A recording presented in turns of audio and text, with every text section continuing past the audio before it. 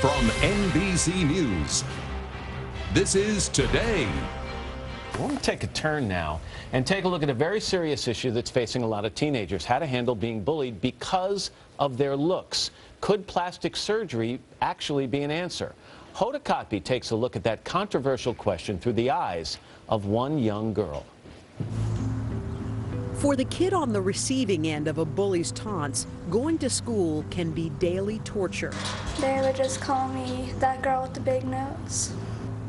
15-year-old Renata says the bullies made her so self-conscious she rarely left the house. She's been homeschooled for 2 years.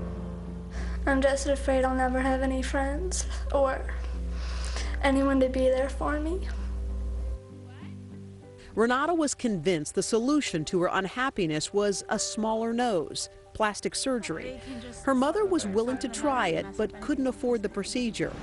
Then they heard about the Little Baby Face Foundation, a plastic surgery group that treats low-income children with facial birth defects for free. Renata applied.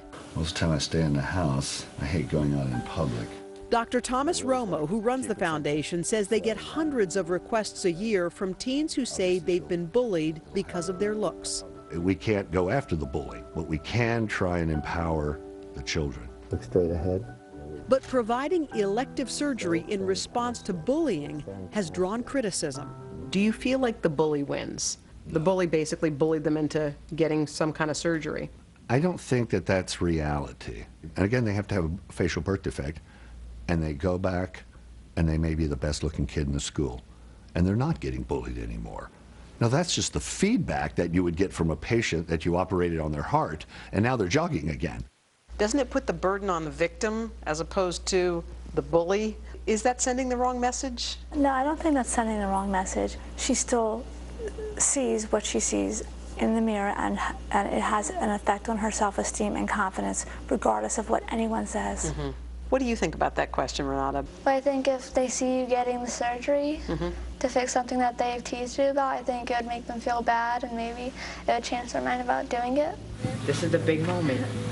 Dr. Romo determined that Renata had a deviated septum and a condition that made one side of her face smaller than the other. We're going to drift off to sleep now, okay? Okay.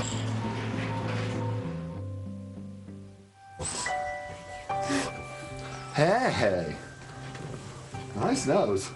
In addition to a nose job, the foundation gave her a chin implant to balance her face. Okay. Wow. Isn't that great? Yeah.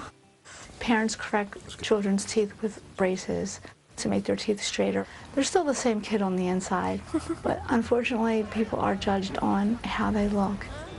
New enrollment? Yeah. And next week, Renata plans to return to a regular classroom for the first time in nearly 3 years.